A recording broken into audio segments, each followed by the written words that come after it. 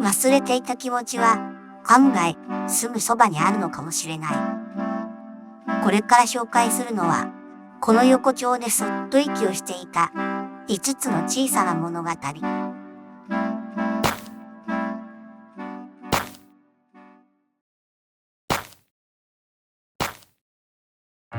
ここはガタピシ横丁。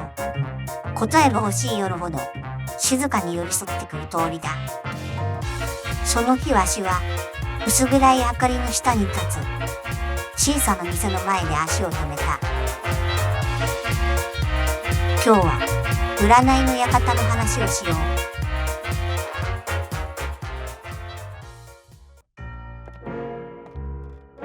色あせた布の看板。窓の奥には揺れるろうそくの明かりが一つ。中の様子は見えない。けれど見られている気配だけがあった。わしはそっと扉を押した。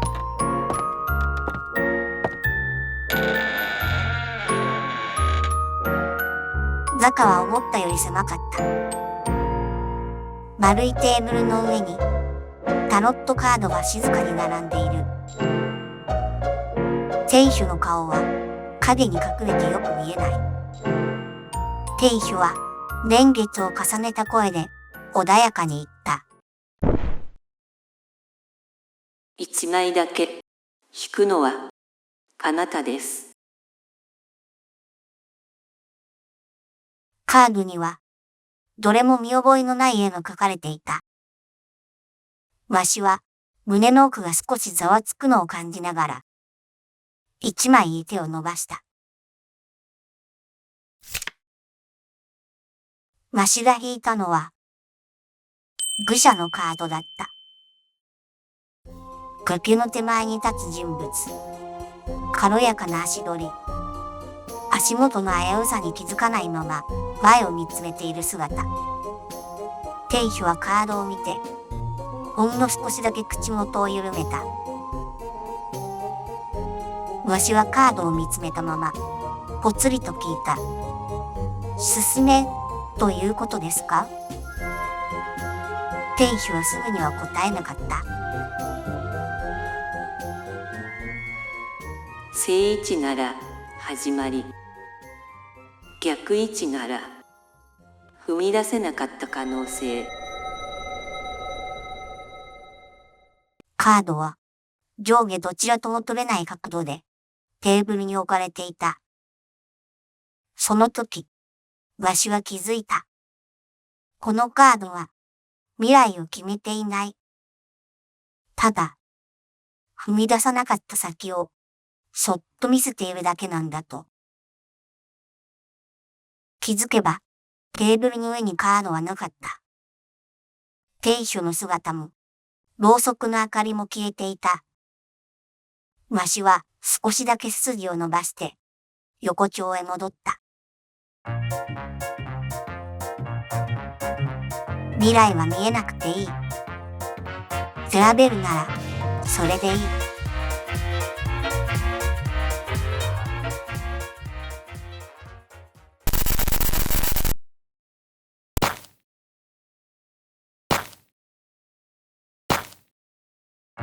ここはガタピシ横丁。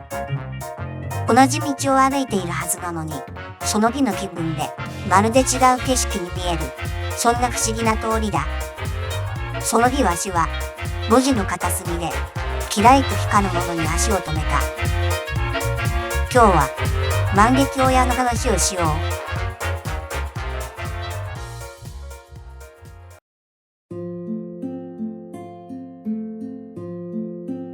店先の窓はステンドグラスでできており、幾何学的な色ガラスが万華鏡のように並んでいる。看板の文字はかすれていて、万華鏡屋とギリギリ読めるだけ。扉には覗き窓みたいな小さな丸いガラスがはめ込まれている。まるで、まずは覗いてごらん、と言われているみたいだった。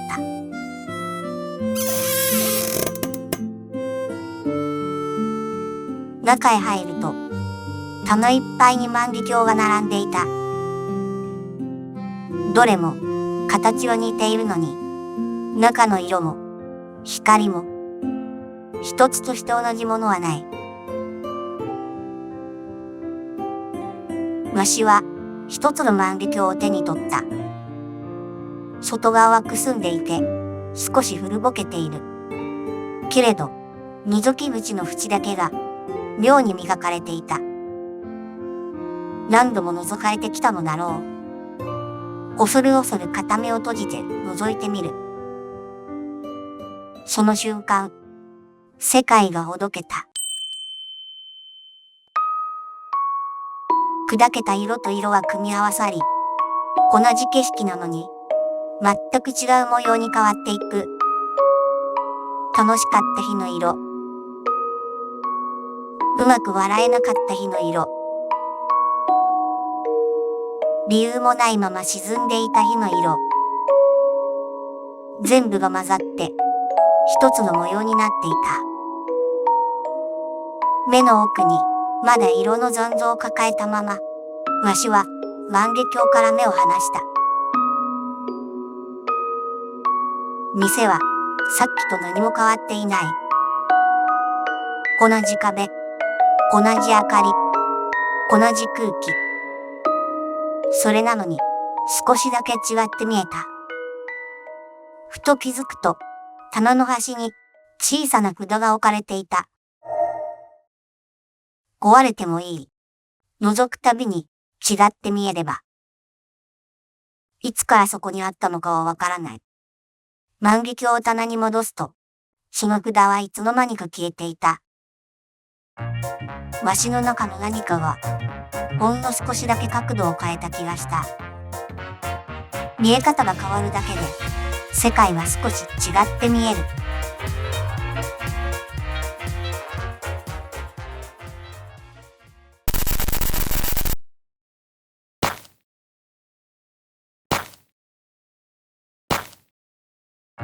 ここはガタピシ横丁。寒くなるほど人の気持ちがゆっくりにじみ出す、そんな不思議な通りだ。その日わしは湯気の向こうに揺れる小さな明かりに足を止めた。今日はおでん屋台の話をしよう。路地の真ん中にポツンと置かれた古い屋台。白い湯気が夜の路地にゆっくりと広がっている。そこには呼び声も看板もなかった。まるで待つ人だけ来ればいいと言ってるみたいだった。鍋の中では大根や卵がじっと煮込まれていた。ぐつぐつと音はするのに不思議とせかされる感じはしない。店主は黙ったまま鍋の蓋を少しだけずらした。わしはどれにしようか迷った。すぐに食べられそうなものもあれば、まだ芯まで染みていないものもある。店主は何も言わない。ただわしの手元を静かに見ていた。器に盛られた大根は思ったよりずっと熱かった。一口かじると湯気と一緒に胸の奥まで温かさが染みてくる。急いでいた日々。立ち止まらなかった夜。誰にも頼らなかった時間。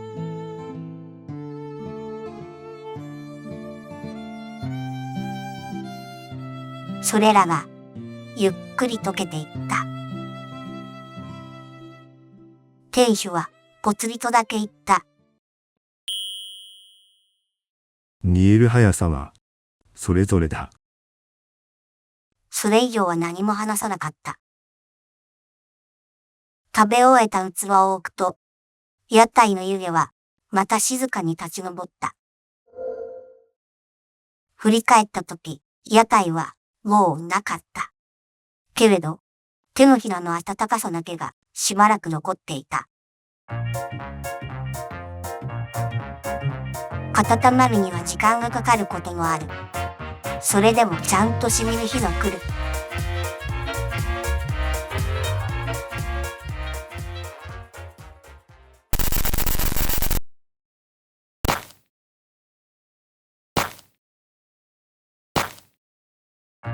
ここはガタピシ横丁。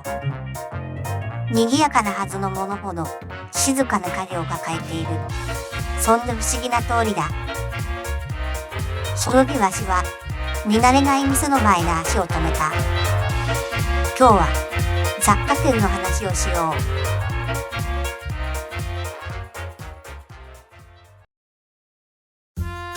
う。軒先には古いブリキの小物や色の抜けた布製品が吊るされていた。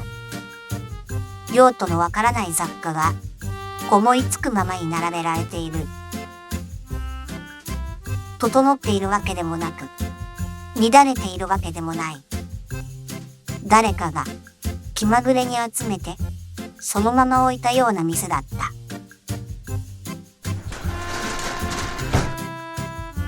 店に入ると棚いっぱいに並んだ巾着袋が目に入った。黒い布に奇妙な顔の刺繍、角のような飾り、大きな目、無理に引きつった笑い口。どれも同じ顔で同じように笑っている。けれどその笑顔はどこか作り物みたいだった。わしは棚の端にぶら下がっていた一つにそっと手を伸ばした。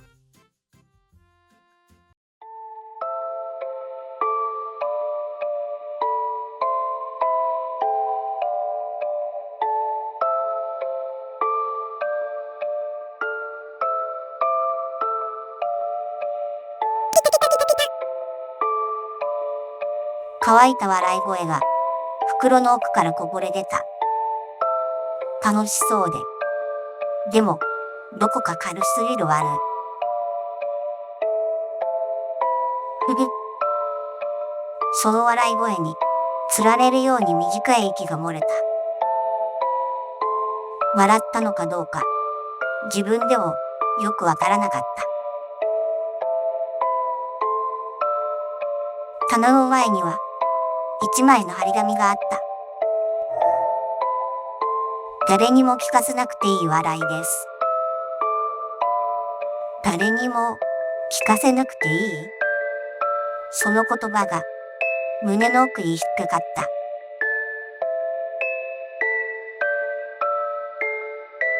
た。わしはもう一度その袋を押した。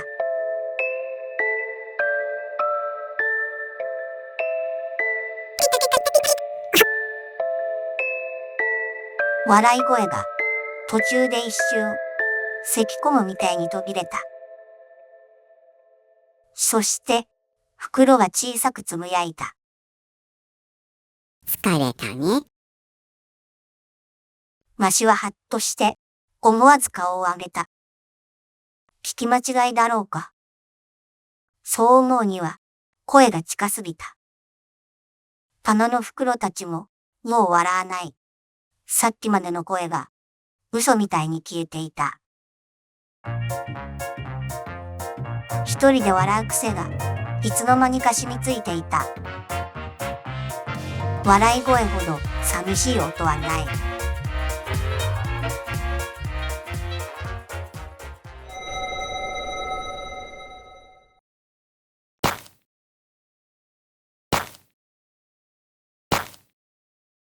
ここはガタピシ横丁。夜になると風の音だけが残る。そんな不思議な通りだ。その日わしは横丁の奥に残っていた静けさに足を止めた。今日は冬の公園の話をしよう。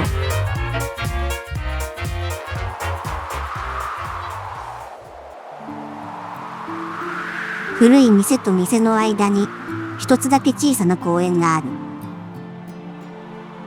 ベンチは冷たく、芝生はすっかり色を失っている。枯れた木々が風にこすれて小さくなっていた。ここでは、何かが芽吹く気配なんて、あるはずがなかった。その時、足元に、ほんの小さな色が見えた。黄色だった。わしは思わず立ち止まった。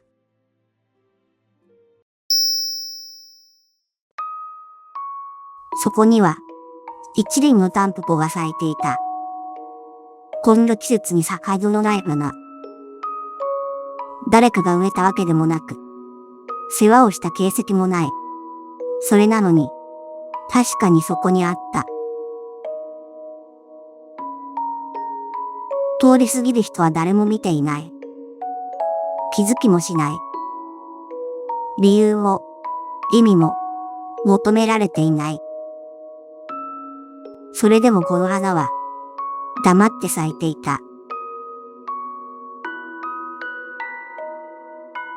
わしは、花に声をかけることもなく、ただ、しばらく立ち尽くしていた。なぜ咲いたのか、なぜ今なのか、答えは、探すものじゃない気がした。気づけば、足先の感覚がなくなるほど、わしはその場に立ち尽くしていた。やがてわしはその場を離れた。振り返っても、タンポポは何も語らない。ただ、冷たい風の中で、小さく揺れていただけだった。咲く季節を間違えたんじゃない。ただ、今しか咲けなかっただけだ。